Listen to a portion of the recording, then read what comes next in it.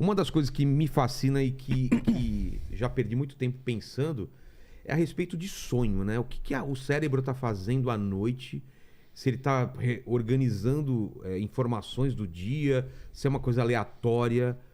Porque estamos gastando energia, não estamos? À noite. Ele poderia economizar essa energia. Por que ele está gastando essa energia fazendo essas loucuras aí no sonho? Você indo pelado pra escola e você tem que voltar, aí você sempre tá descalço e fica aquele desespero. Essa noite eu tive um sonho que eu tava num restaurante inacreditável, juro. Chique? Não era chique, ele era inacreditavelmente psicodélico. Era uma loucura o restaurante. Ao Salvador Dalí. Era, tipo, o restaurante pensado pelo Salvador Dalí, sim. E é muito engraçado isso, né? Como os sonhos... No final, você vai olhando, tem várias coisas no sonho que...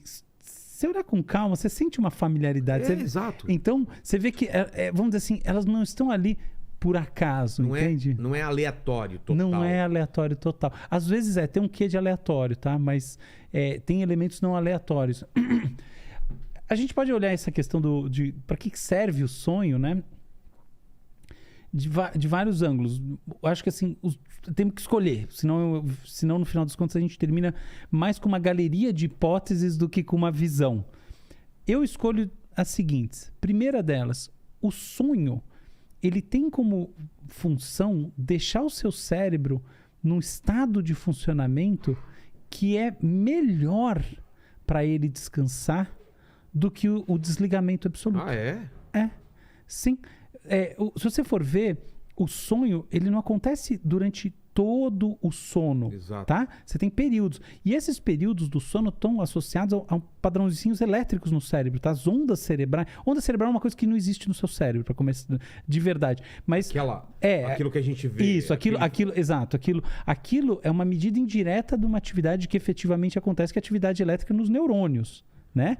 Aquilo lá é uma junção de vários neurônios, você faz uma leitura de fora, tá? Inclusive quando você vê aquela onda, ela já passou por uns processos matemáticos, tem um principal que chama transformação de Fourier, então você vê com aquele formato por causa disso, senão não é aquele formato, mas não importa, o negócio é o seguinte, esquece a onda daquele jeito e pensa que tem uma atividade elétrica. Sempre tem. Sempre tem. Se não fizer nada, não estiver sonhando nada, vai ter uma atividade. Isso, exatamente. Vai ter uma atividade. Então as coisas começam a mudar de figura por esse ponto de vista. Porque como a gente tem essa atividade, o corpo segue ativo.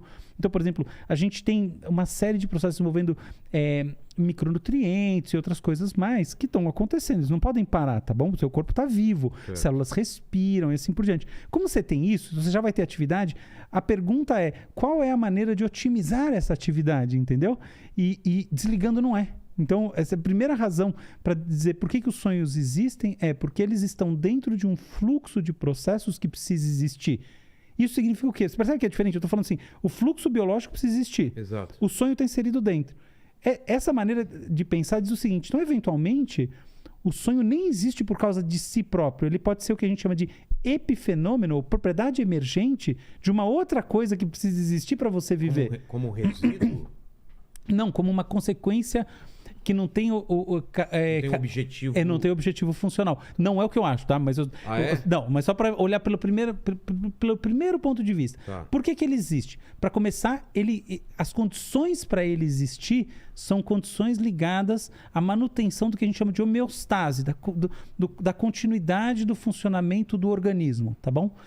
Dormir tem uma função biológica assim, inquestionável, tanto que lesões cerebrais que afetam a capacidade da pessoa de dormir ao longo do tempo vão levando assim, a um declínio rápido do organismo como um todo. E se você ficar muito tempo sem dormir, você morre. É mesmo? Sim. É impossível você passar dias e dias sem ter alguma sequela. Sim. Você morre, com certeza. É mesmo? Sem dúvida. Uma das maneiras de ver isso é o seguinte, dormir tem a ver com um processo de, muito entre aspas, de limpeza, de purificação, tá? do cérebro. Então, dormir tem a ver com atividade neurológica, o que é predominante no sono, nas diferentes fases do sono, ela otimiza essa capacidade de você, vamos dizer assim, manter esse sistema. Pensa no no radiador, entendeu? Sei. Essa água circulando por dentro do motor de uma maneira, ou o óleo circulando no motor de maneira eficiente. Então, esse é o primeiro ponto. Aí tem uma segunda, ou seja, dormir para começar não é uma coisa que existe para sobrevivência. Sonhar é uma coisa que é um fenômeno que se insere numa lógica do dormir, tá? E que eventualmente não surgiu para sonhar em si, surgiu por causa dessa outra coisa. Essas outras coisas criaram oportunidade para os sonhos surgirem. Aí, vamos pensar uma segunda coisa que... Segunda hipótese? É um complemento para essa primeira hipótese. Esta oportunidade biológica, ela leva a gente a fantasiar, a usar áreas do cérebro para processar informação, certo? Certo. Essas informações, elas têm uma característica dominante. Dentre todas que a gente possa pensar, tem uma que é dominante, que é que elas não estão ligadas ao comportamento motor. Na verdade, elas estão fracamente ligadas. Tem gente que mexe as pernas, faz isso, aquilo.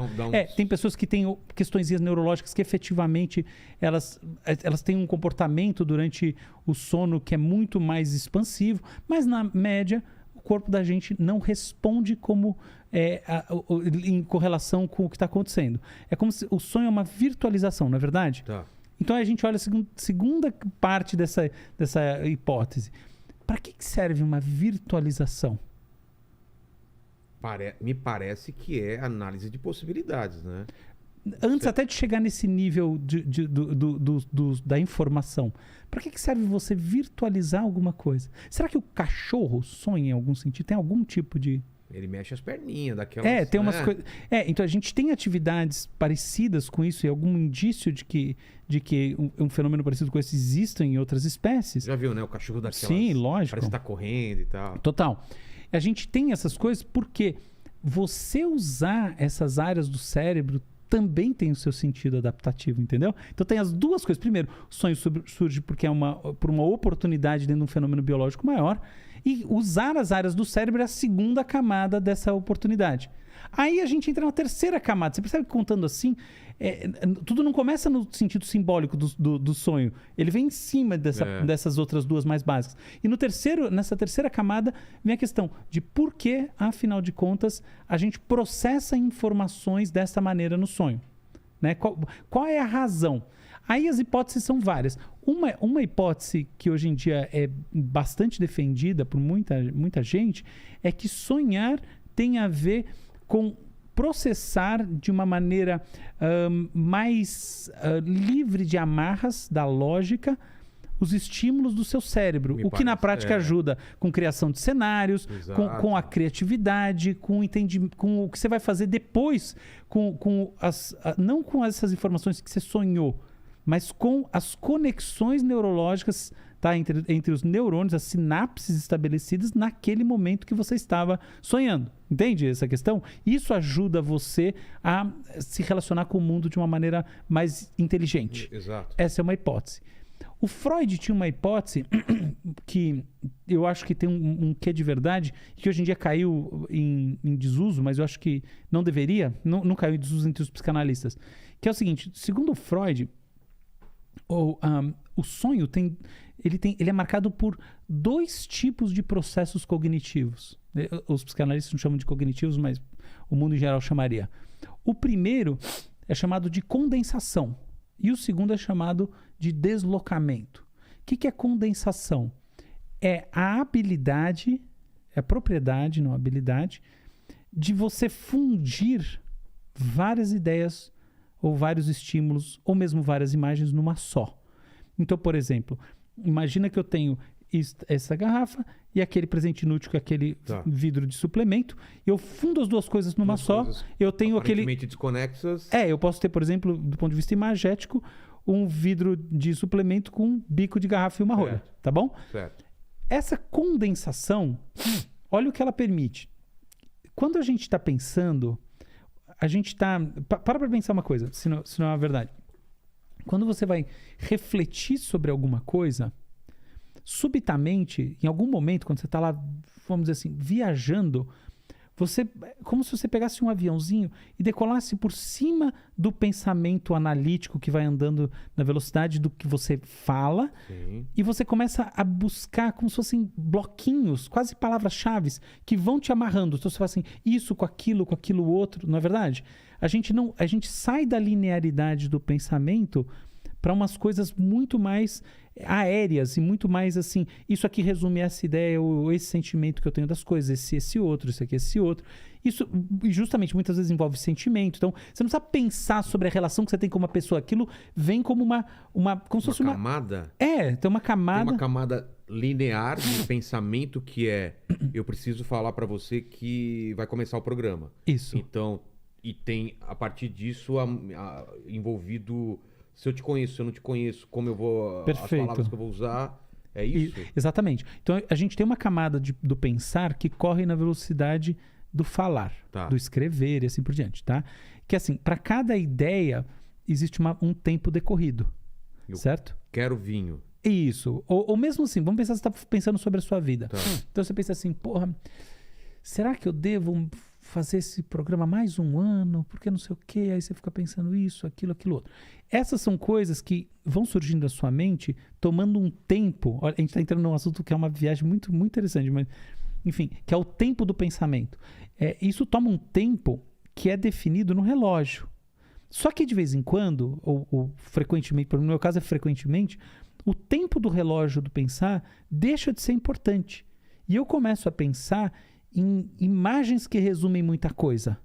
Então, por exemplo, quando eu vou pensar, por exemplo, uma coluna que eu escrevo ou um negócio que eu faço, eu não penso mais o que eu faço. Eu penso aquela coisa assim, ela vem como se fosse eu chamaria isso de uma representação fenomenológica. Ela é um fenômeno em mim. Aquilo já representou, está entendido o que aquilo é para mim.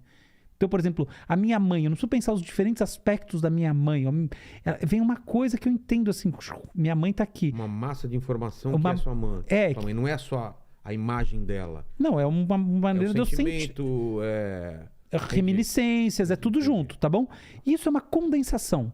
Naquele pensamento que representa a minha mãe, ou as N coisas que eu faço, por exemplo, eu sou sócio de várias empresas. Então, muitas vezes eu estou olhando as coisas lá dentro, outras vezes eu estou olhando como se fosse assim, aqui é isso, aqui é isso, aqui é isso. Esses isso são condensações. Eu posso entrar e abrir milhares de coisas dentro disso, mas em alguns momentos eu consigo olhar como... Eu consigo não, é natural que eu olhe como condensações. Se eu olho uma condensação sua, eu não vou entender direito. Nem um pouco. Ah, tá. Mas você entende, mas certamente você tem as suas. Tá. As questões, por exemplo, a questão que eu tenho, o mal-estar que eu tenho com tal pessoa. Você não precisa voltar. Você entende, aquilo ali, entendi, isso aqui. Uf. Então são condensações. As condensações, o que elas nos permitem? Elas nos permitem trabalhar quantidades muito maiores de informação de maneira densa por período de tempo. Entendi. Percebe? Então, uma das propriedades que o Freud descreveu nos sonhos é a condensação. É uma memetização tem um quê de... Perfeito, tem um quê de memético, com toda certeza. Isso eu não tenho a menor dúvida. Maravilhoso, você falou. É isso mesmo. É uma Cara, isso foi brilhante que você falou. É exatamente isso. É uma memetização em que eu tô com essa alegoria. Sabe? Você tem a chave e você tem o código disso. Isso. Cara, sabe como é fácil para quem tá em casa entender? É assim, você tá vendo um filme, tipo Tim Burton, tá? De repente tem, tipo, Alice. Sabe aquela cena que... Sabe você vê os dois exércitos? Sabe que você olha aquele branco e aquele vermelho? Você não sabe, cara, aquela cena vale por... muita coisa, ou então uma imagem do David Lynch, sabe? Uma daquelas loucuras. Sim. Você fala da Twin Peaks, a série, que eu acho muito mais legal que... Ou mesmo os relógios derretendo do Salvador Dali. Isso, né? Exato. Você entende... não são só relógios derretendo. Não, exato. Tem uma condensação, por isso que ele é um... Tempo escorrendo, uma pancada de coisas que você pode associar. Exato. Então, uma das propriedades do sonho, de acordo com Freud, é essa.